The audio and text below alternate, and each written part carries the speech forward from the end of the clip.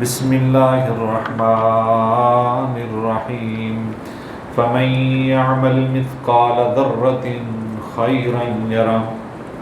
صدق اللہ العظیم۔ تمام قسم کی تحمیدات،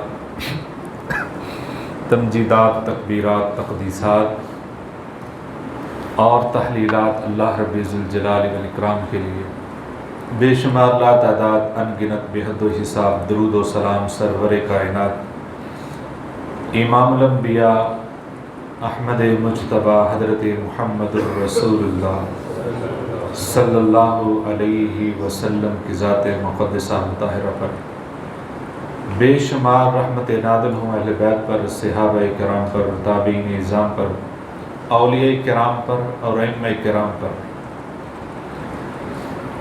حمد و ثنا کے بعد گزشتہ موضوع ایسی کوتاہیوں کے بارے میں تھا جس کو شاید کرنے کے اعتبار سے عملاً ہم چھوٹا سمجھتے ہوں، لیکن اپنے نتائج انجام کے اعتبار سے وہ بہت خوفناک بھی ہو سکتا ہے۔ آج کا موضوع ایسے اعمال، ایسے کام جو کرنے کے اعتبار سے بہت معمولی ہیں، عمل کے اعتبار سے کوئی بہت زور نہیں لگتا، بعض اوقات صرف ترتیب سیٹ کرنا پڑتی ہے، بعض اوقات اس پہ وقت بھی زیادہ نہیں لگتا، لیکن اجر کے حساب، اجر کے اعتبار سے کوئی اندازہ ہی نہیں ہے، بے حساب اجر ہے۔ ان چند باتوں کا ذکر کرنا چاہتا ہوں جو کہ بے شمار ہیں۔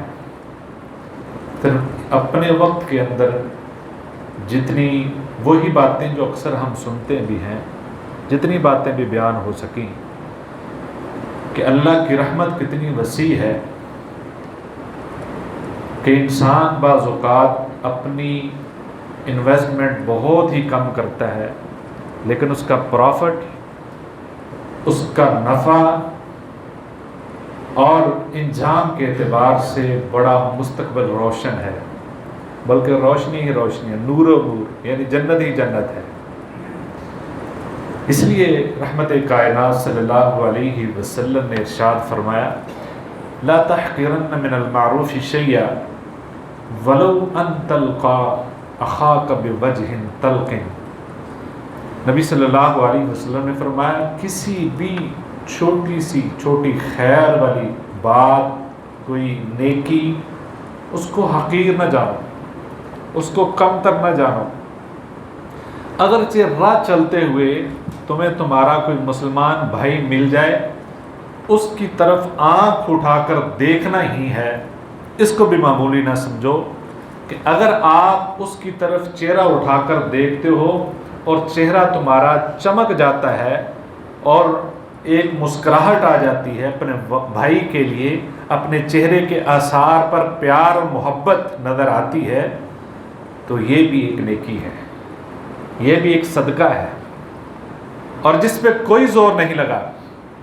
آپ نے ویسے بھی گزر جانا ہے، تھوڑا سا غصے سے دیکھیں گے تب بھی گزر جائیں گے، لیکن اگر آپ مسکراتے چہرے کے ساتھ مسکراہٹ دے کر، تبسم فرما کر اس کی طرف دیکھ لیتے ہیں، تو اس کی ٹھنڈک وہ اپنے سینے میں اپنی منزل تک پہنچتے، بلکہ وہاں پہنچ کے بھی محسوس کرے کہ بھائی وہ بندہ جو ملا تھا بڑا ہی اچھے مزاج والا تھا۔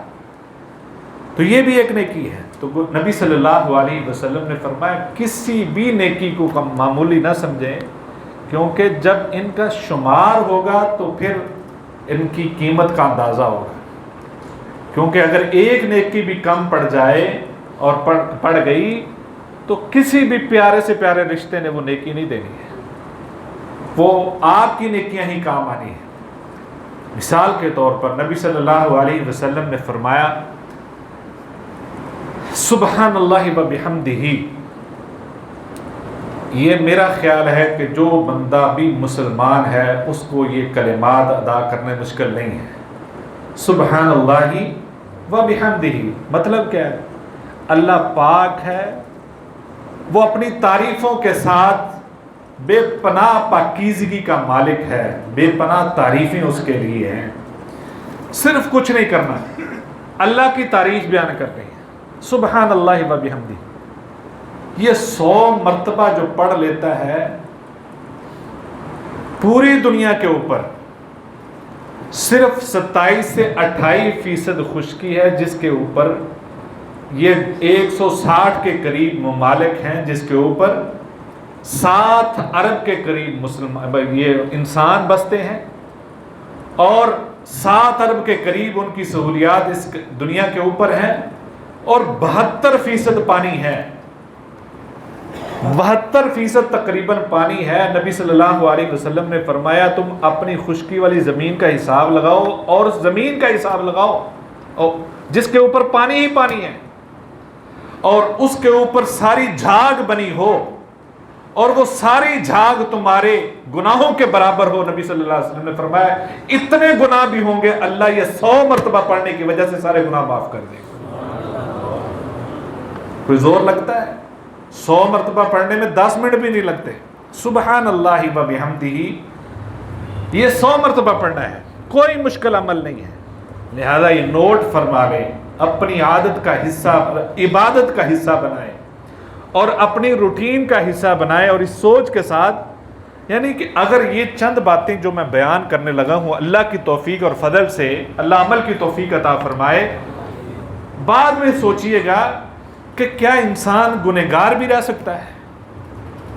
گزشتہ تو آپ نے سنا ہے نا کہ کتنے برا انجام ہو سکتا ہے، لیکن اللہ کی رحمت بھی بڑی وسیع ہے کہ ایسی ایسی باتیں ہیں، ان باتوں پر عمل کرنے کے بعد انسان اگر سوچے کیا وہ گنہگار بھی رہ سکتا ہے، پھر بھی اگر گنہگار رہتا ہے تو اس سے بڑی بدقسمتی، بدنصیبی اور کیا ہو سکتی ہے کہ اتنے گناہ.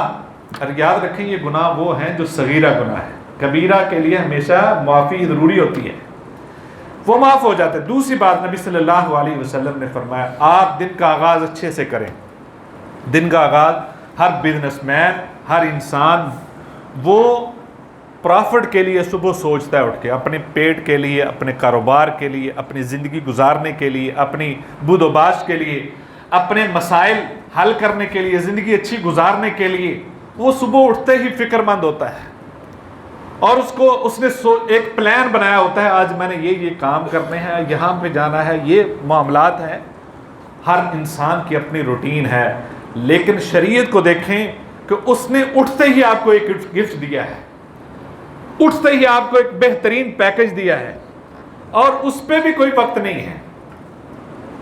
نبی صلی اللہ علیہ وسلم نے فرمایا پہلے اس سے غور کریں. اس دنیا میں ہمارے فیصل آباد کے اندر آپ دیکھیں کتنی بینکیں ہیں، کتنا ہمارا بیلنس ہے ان کے اندر، کتنا روپیہ اس کے اندر، کتنی جولرز کی دکانیں ہیں، کتنی جو ہے ان کے پاس سونا اور دھاتیں اس طرح کی قیمتی موجود ہیں. لوگوں کے پاس کتنا پیسہ ہے، کتنی پراپرٹی ہے، کیا کچھ ہے. اور پورے پاکستان کا حساب لگائیں، پوری دنیا کا حساب لگائیں، کتنی دولت ہے دنیا پہ، کتنی دولت ہے. اس دولت کی طرف دیکھیں. نبی صلی اللہ علیہ وسلم نے فرمایا جو صبح فجر کی 2 رکعتیں پڑھتا ہے خیر من الدنیا وما فیہا، یہ ان سارے خزانوں سے افضل ہے. یہ سارے خزانوں سے افضل ہے.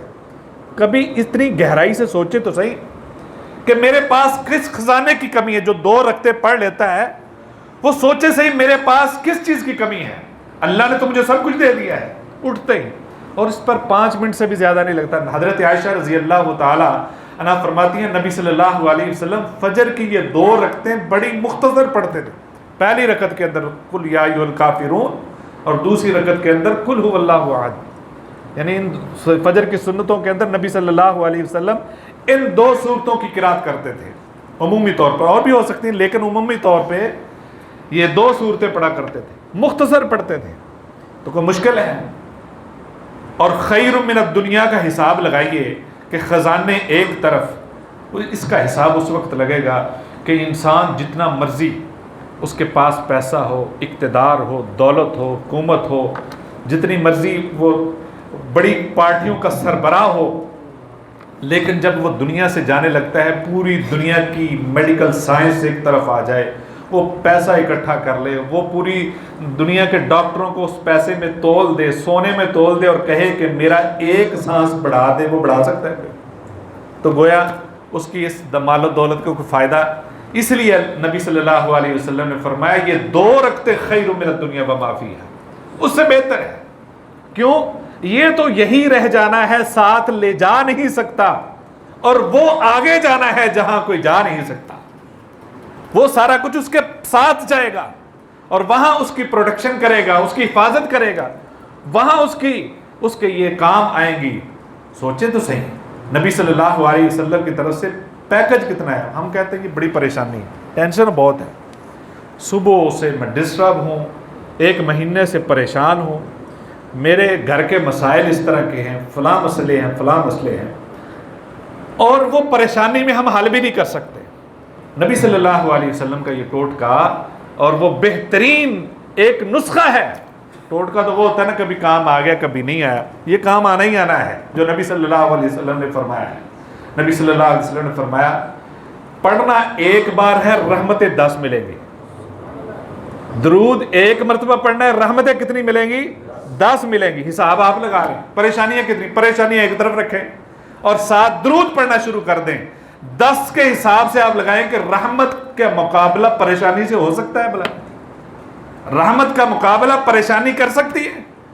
گویا آپ اگر اپنی پریشانیوں کو ان کی صفائی کرنا چاہتے ہیں اور ختم کرنا چاہتے ہیں، دل سے یقین سے اس کا وظیفہ بھی اپنا لیں کہ جو 10 1 مرتبہ پڑھتا ہے، اللہ 10 رحمتیں نازل فرماتا ہے اور اس کے 10 درجے بلند کرتا ہے.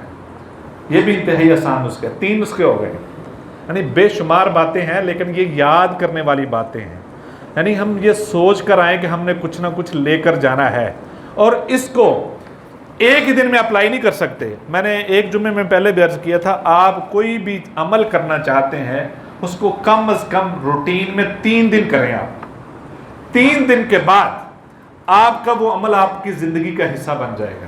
پھر روٹین میں کرتے رہیں، آٹومیٹکلی وہ وقت آئے گا، یعنی 24 گھنٹے کے دوران وہی رپیٹ وہ وقت آئے گا، صبح کا ہے، شام کا ہے، دوپہر کا، آپ کمی محسوس کریں گے کہ یہ عمل میرا بھی رہتا ہے، یہ کام میرا رہتا ہے.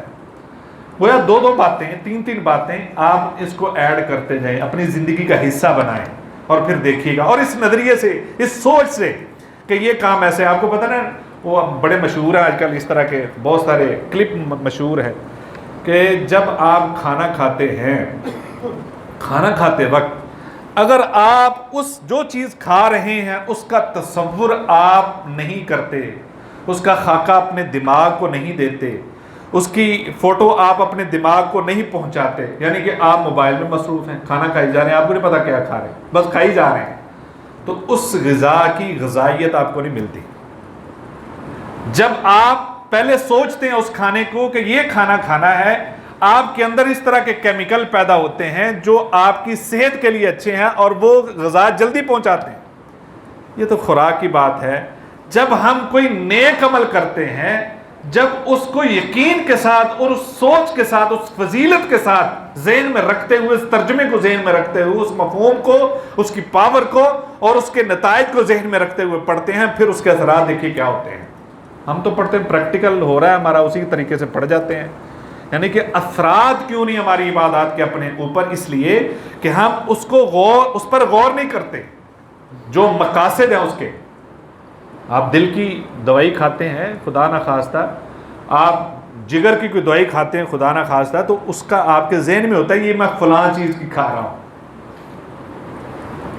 اس لیے وہ جلدی اثر کرتی ہے اور آپ کو پتہ نہیں کھائی جائیں، پتہ نہیں کس چیز کا، تو پھر آپ کو اس طرح کا اثرات اس کے نہیں ملتے. اسی طریقے سے یہ عبادات ہیں، اس کو سوچیں میں کیا کیا رہا ہوں، اس کا مقصد کیا ہے، اس کی فضیلت کیا ہے، اس کا انجام کیا ہے، تو اس کے اثرات پھر آپ دیکھیے کس طرح ملتے ہیں. نبی صلی اللہ علیہ وسلم نے فرمایا جو صبح کے وقت نماز کے بعد سید الاستغفار پڑھ لیتا ہے، یہ آپ کو دوم والی کتاب سے مل جائے گا، یہ تھوڑا سا لمبا ہے، بے شمار لوگوں کو یاد ہوگا. اللہم انت ربی لا الہ الا انت خلقتنی وانا عبدک، یہ پوری دعا جو ہے سید الاستغفار والی، یہ یاد کر لیں. نبی صلی اللہ علیہ وسلم نے فرمایا یہ بیمہ پالیسی ہے. آج کے دور میں اگر اس کو بیان کروں تو یہ بیمہ پالیسی ہے. اگر آپ نے صبح پڑھ لیا ہے شام تک آپ کو موت آ گئی، آپ گارنٹی ہے جنتی ہیں، گارنٹی آپ جنتی ہیں، کیونکہ نبی صلی اللہ علیہ وسلم کا فرمان ہے۔ اور آپ نے شام کو پڑھا ہے، صبح ہونے سے پہلے آپ کی وفات ہو جاتی ہے، آپ کی گارنٹی ہے کہ جنتی ہیں آپ، کیونکہ جو سید الاستغفار ایک مرتبہ پڑھ لیتا ہے اس دوران، تو ظاہر بات ہے اس کے علاوہ تو موت نہیں آنے لگی، کوئی اور ٹائم ہی نہیں ہے، یہی وقت ہے۔ تو جو روٹین میں رکھتا ہے وہ کیسے جہنم میں جا سکتا ہے؟ نبی صلی اللہ علیہ وسلم نے فرمایا جو عشاء کی نماز باجماعت ادا کر لیتا ہے وہ آدھی رات کے قیام، گویا اس طرح کہ آدھی رات وہ تہجد پڑھتا رہا ہے، جو عشاء کی نماز باجماعت ادا کرتا ہے۔ اور جو فجر کی نماز باجماعت ادا کرتا ہے، حدیث کو میں نے بار بار پڑھا ہے، مجھے لگا ہے یہ کہ یہ 1.5 رات بنتی ہے۔ نبی صلی اللہ علیہ وسلم نے فرمایا جو عشاء کی نماز باجماعت پڑھتا ہے اس کو آدھی رات کے قیام کا ثواب ملتا ہے، اور جو فجر کی پڑھتا ہے اس کو پوری رات کے قیام کا ثواب ملتا ہے۔ گویا جو باجماعت نماز پڑھتا ہے، ایک فجر کی نماز سے پوری رات اور عشاء کی نماز سے آدھی رات، رات ایک ہے، ثواب 1.5 رات کا لے گیا ہے۔ اس طرح پڑھ سکتے ہیں ہم، یعنی وہ اپنی جگہ پہ اجر موجود ہے، اور اس طریقے سے پڑھیں گے تو گویا ہمیں 1.5 رات یعنی کہ 24 گھنٹے کو بھی اللہ نے برکت سے بڑھا دیا ہے اگر آپ اس طرح گزارتے ہیں۔ نبی صلی اللہ علیہ وسلم نے فرمایا کہ جو ظہر سے پہلے 4 سنتیں ادا کرتا ہے، 4 رکعتیں پڑھتا ہے، اس کے بارے میں مختلف حدیث سے 3 باتیں ہیں۔ نبی صلی اللہ علیہ وسلم نے فرمایا جو ظہر سے پہلے 4 رکعتیں پڑھتا ہے گویا اس نے سحری کے وقت 4 رکعتیں پڑھی ہیں۔ کیا مطلب؟ اس نے تہجد ادا کر لی ہے۔ اور دوسری حدیث میں جو 4 رکعت ادا کرتا ہے تفتح لہ ابواب السماء، اس کے لیے آسمان کے دروازے کھول دیے جاتے ہیں، یعنی اللہ کی طرف سے نعمتوں کا نزول شروع ہو جاتا ہے۔ جو 4 رکعتیں ادا کرتا ہے، تیسری حدیث میں نبی صلی اللہ علیہ وسلم نے فرمایا حرمہ اللہ علی النار، اللہ نے اس پر جہنم کو حرام قرار دے دیا۔ گویا نماز کے لیے تو ہم آتے ہیں، تھوڑا پہلے آ جائیں تو یہ اتنا بڑا اجر ملنے والا ہے جس کی طرف ہماری توجہ نہیں ہے۔ آپ کو پتہ ہے شریعت بھی کہتی ہے اور ہمارا ماحول بھی کہتا ہے زیادہ سے زیادہ درخت لگاؤ، اور اس کے فوائد بہت زیادہ ہیں۔ شریعت نے بھی اس چیز کا اہتمام کروایا، اور ماحول اور پوری دنیا یہ کہتی ہے کہ درخت زیادہ ہونے چاہیے۔ لیکن ایک دفعہ ایک جگہ پہ نبی صلی اللہ علیہ وسلم نے فرمایا میں نے جنت کے اندر ایک آدمی کو چلتے پھرتے دیکھا، وہ جنت میں گھوم رہا ہے۔ میں نے پوچھا یہ جنت میں کیسے آیا؟ نبی صلی اللہ علیہ وسلم کو بتایا گیا ایک راستے میں یہ جا رہا تھا، راستے میں دیکھا ایک درخت تھا، اس نے وہ درخت اس لیے کاٹ دیا کہ لوگوں کے لیے رکاوٹ بن رہا تھا، اللہ نے اس وجہ سے جنت میں داخل کر دیا۔ معلوم کیا ہوا؟ جو لوگوں کے راستے میں اذیت کا باعث بنتا ہے وہ بندہ ٹھیک نہیں ہے، جو لوگوں کے راستے کو صاف کرتا ہے وہ اللہ کا محبوب بندہ ہے۔ لہذا کوشش کریں کسی بھی طریقے سے راستے میں کسی کو اذیت نہ پہنچے۔ یعنی درخت ایک اچھی چیز ہے، وہ بھی کاٹ دیا ہے تو وہ جنت میں چلا گیا ہے، لیکن کیوں کاٹا ہے؟ کہ وہ ہے راستے میں۔ جب وہ اتنی اچھی چیز کاٹ رہے میں جنت میں مل رہا ہے، تو جو چیزیں فضول ہیں جس کے لیے لوگوں کی اذیت کا باعث بن رہے ہیں، پانی چھوڑ کر یا گٹر ابل رہا ہے، یا ہم نے اتنا اونچا جو وہ جمپ بنا دیا ہے جو قانون کے بھی خلاف ہے، اصول کے بھی خلاف ہے، اور بنایا بھی اتنا اذیت ناک ہے کہ بندے کی گاڑی کا نقصان ہو جائے، موٹر سائیکل کا نقصان ہو جائے، یا وہ منہ پر نہ تھلے ڈگ جائے، کوئی پتہ نہیں ہے۔ اتنے خطرناک طریقے سے وہ جمپ بنائے جاتے ہیں۔ تو وہ جو اصول ہیں انٹرنیشنل اس کے مطابق بنائیں، ضرور بنائیں، لوگوں کو بھی بچوں کو بھی خیال رکھنا چاہیے، گلیوں کے اندر تیزی سے نہیں گزرنا چاہیے۔ اسی طریقے سے نبی صلی اللہ علیہ وسلم نے فرمایا جو اچھے طریقے سے وضو کرتا، اسبغ الوضو، پورا مکمل وضو کرتا ہے، اہتمام کے ساتھ وضو کے آزاد ہوتا ہے، دھونے کے بعد وہ اشہد ان لا الہ الا اللہ واشہد ان محمد عبدہ ورسولہ یہ پڑھ لیتا ہے، اللہ اس کے لیے جنت کے 8 دروازے کھول دیتا ہے۔ دن میں کتنی بار وضو کرتے ہیں؟ کم از کم 5 مرتبہ 6 مرتبہ، تو کتنی بار جنت کے دروازے کھلتے ہیں؟ کوئی حساب لگا سکتے ہیں؟ کیلکولیٹر لیجئے گا، گھر میں جا کے حساب لگائیے گا، نیکیوں کا حساب، نیکیاں اکٹھی ان کا کوئی حساب نہیں رکھ سکتے کہ دن میں کتنی مرتبہ جنت کے دروازے کھول سکتے ہیں آپ، اور وہ آپ کے لیے ہے۔ لیکن اس سوچ کے ساتھ اور اس یقین کے ساتھ آپ اپنی روٹین اور ترتیب درست کر لیں، پھر دیکھیے اللہ کی طرف سے بہاریں ہی بہاریں ہیں، دنیا میں بھی آخرت میں بھی۔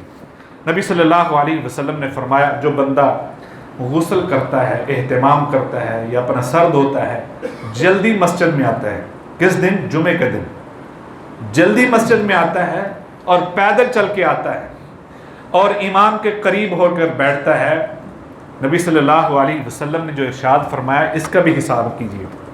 فرمایا جو یہ جمعے کے دن اہتمام کر لیتا ہے اور اذان سے پہلے جلدی آ کر بیٹھ جاتا ہے، اس کو سال بھر کے روزوں کا ثواب عطا کرتا ہے۔ سال بھر روزے رکھ سکتے ہیں اور سال بھر ایسے جیسے اس نے پوری رات قیام کیا ہے، تو صحیح حدیث ہے، سال بھر روزے اور سال بھر رات کے قیام کا ثواب ملتا ہے۔ اگر کوئی بندہ 40 سال جمعے والے دن پہلے آتا ہے، روٹین بنا لیتا ہے، میں آپ کو ایک سروے بتانے لگا ہوں، آپ بھی حساب کر لیجیے جا کے، 40 سال یعنی کہ عمومی طور پہ زیادہ تر اتنی زندگی تو شعوری کی گزرتی ہے نا، 40 سال جو بندہ اس کا اہتمام کرے جلدی آنے کا، تو 20 صدیوں سے زیادہ اللہ اس کو روزوں کا ثواب عطا فرماتا ہے۔ 20 صدیاں 2080 سال بنتے ہیں، 2080 سال بنتے ہیں کہ اتنے سالوں کے روزوں کا ثواب ملتا ہے اور اتنے سالوں کی راتوں کے قیام کا ثواب ملتا ہے۔ صرف ترتیب سیٹ کرنے کی ضرورت ہے۔ ہم اس انتظار میں ہوتے ہیں کہ 1:10 کب ہوں گے اور پھر ہم جائیں، جمعہ بھی پڑھ لیا اور صرف یہ کہ ایک اپنی ڈیوٹی پوری کرنے کے لیے کوشش، بہت ساری مجبوریاں ہیں، لیکن ان مجبوریوں کو بتائیں کہ ہماری یہ ضرورت ہے کہ ہم نے جمعہ پڑھنا ہے، ان مجبوریوں کو بتائیں۔ سب سے بڑی مجبوری ہمارے ہاں جو ہے وہ یہ ہے کہ بچوں کو اسکول سے لینا ہوتا ہے۔ بھائی اپنی حجت قائم ضرور کریں، اپنی حجت، اپنی دلیل، آپ ایک لیٹر لکھیں، آپ اہتمام کریں اسکول والوں کو، پرائیویٹ اسکول ہے اور پرائیویٹ اسکولوں کا مجھے بھی تجربہ ہے کچھ، جو والدین کہتے ہیں اسکول میں وقت پڑ جاتا ہے، کہ والدین کی طرف سے یہ ہمیں جو اعتراض آتا ہے، آپ کریں تو صحیح، ان کو بار بار کہیں، ان سے کہیں کہ ہم نے جمعہ ادا کرنا ہوتا ہے، ہمارے بچوں نے بھی کرنا ہوتا ہے، لہذا 12 بجے کا ٹائم کریں، آپ 12:30 کیوں چھٹی کرتے ہیں؟ ان کو کہیں تو صحیح، ہم ان کی باتوں، فیس بھی خود زیادہ دیتے ہیں، باتیں بھی ان کی مانتے ہیں، ایک بات تو ان کی منوائیں، باقی باتیں بھی ہیں، ایک بات تو منوائیں، ہم زور ہی نہیں دیتے، ٹھیک ہے بھائی ٹائم مل گیا تو پڑھ لیں گے۔ یعنی اس مجبوری کے سامنے اپنی اس ضرورت کو ہم نے ہم نے کوئی حساب ہی نہیں رکھا کہ یہ کتنا بڑا نقصان اٹھا رہے ہیں۔ یہ جو نماز خطبہ شروع ہونے کے بعد آتے ہیں، یاد رکھیں جمعے کا کوئی ثواب نہیں ہے، کسی حدیث سے ثابت نہیں ہے کہ جو خطبہ شروع ہونے کے بعد آتے ہیں ان کو جمعے کا ثواب ملے گا، ان کو صرف نماز کا ثواب ملتا ہے، کسی حدیث میں نہیں کہ جو خطبے کا اہتمام نہیں کرتے، اور ہماری مسجد میں تو صرف 20-25 منٹ کا، زیادہ سے زیادہ 30 منٹ کا ہوتا ہے، اس لیے وہ اگر پھر بھی نہیں وہ مانتے، اس کا مطلب یہ اللہ کو پتہ ہے آپ نے کوشش کی ہے، آپ نے اپنی طرف سے پورا زور لگایا ہے، پھر آپ مجبور ہیں، یہ اس کے علاوہ کوئی بھی مجبوری ہے تو وہ اللہ کو پتہ ہے، لیکن ایک روٹین بن جائے وہ بات مناسب نہیں ہے، روٹین نہیں بنانی چاہیے، اور اس کا اہتمام کریں، صرف تھوڑی 15 منٹ 20 منٹ ٹائم نکالیں، اور صدیوں کا اجر ہے، صدیوں کا، اور 20 صدیاں کہاں پیچھے جائیں، تاریخ کہاں سے شروع ہوتی ہے، 20 صدیاں پہلے تاریخ کہاں سے شروع ہوتی تھی، اس کا حساب رکھیں، صرف اپنا آپ اور اپنے کاموں کی ترتیب درست کر لیں، اللہ رب العزت نے بے حساب آپ کے لیے اجر رکھا ہے۔ نبی صلی اللہ علیہ وسلم نے فرمایا کہ جو بندہ مسجد میں آتا ہے، یعنی یہ بھی جمعے کے حوالے سے، کہ جمعے والے دن 8 دن کے بعد کوئی نہ کوئی اچھی بات سیکھنی ہوتی ہے، کوئی نہ کوئی بات آپ کے پلے پڑنی ہوتی ہے، اور اس دن بھی ہم یہ اپنے ساتھ یہ سلوک کریں تو اس کا فائدہ کیا ہے؟ نبی صلی اللہ، ایک اور سنیں، نبی صلی اللہ علیہ وسلم نے فرمایا جو صرف اس مقصد کے لیے جاتا ہے کہ میں نے کوئی دین کی بات سیکھنی ہے یا سکھانی ہے، یعنی کسی کو کچھ بتانا ہے، اگر وہ صاحب علم ہے یا وہ سیکھنا چاہتا ہے، اس نیت سے وہ مسجد میں جاتا ہے، اللہ اس کو ایک حج کا ثواب عطا فرماتے ہیں۔ لگائیں حساب، یعنی کوئی حساب نہیں آپ کے پاس. اور اس طرح کے بے شمار اعمال ہیں کہ جو رحمت کائنات صلی اللہ علیہ وسلم نے رحمت للعالمین کی طرف سے ہمیں عطا کیے ہیں، لیکن ہم ہیں کہ نہ اس کی طرف توجہ کرتے ہیں، نہ ہمارا دھیان جاتا ہے، نہ اس کے اتنے زبردست قسم کے انعامات ملنے والے ہیں، نہ اس کی طرف، اور اس وقت کو ضائع کر رہے ہیں. ضرورت ہے صرف اپنے آپ کو درست کرنے کی، روٹین درست کرنے کی. یقین جانیں کہ سوال ہی پیدا نہیں ہوتا کہ آپ گنہگار ہو کر اللہ کے رسول صلی اللہ علیہ وسلم سے ملاقات کریں. سوال ہی پیدا نہیں ہوتا کہ اس دن کافروں کے سامنے شرمندگی اٹھانی پڑے اور نبی صلی اللہ علیہ وسلم سب کے سامنے کہہ دیں کہ میں تو ان کو جانتا بھی نہیں ہوں، سوکن دیوار کر دو، ان کو دور لے جاؤ. کیا بچے گا اس دن؟ اور اگر ہم اپنے آپ کو درست کر لیتے ہیں تو اللہ کی طرف، اللہ کے پیارے پیغمبر کی طرف سے صلی اللہ علیہ وسلم سب کے سامنے بڑا کمال کا استقبال ہوگا. دنیا دیکھے گی کہ یہ وہ بندہ ہے جو نبی صلی اللہ علیہ وسلم کی سنت کے مطابق زندگی گزارنے والا تھا. سب دیکھ کر رش کریں گے کہ یہ وہ اچھا مسلمان تھا جس نے زندگی ایسے گزاری ہے، اور آج نبی صلی اللہ علیہ وسلم جان کے ساتھ اس کا استقبال کر رہے ہیں. وآخر دعوانا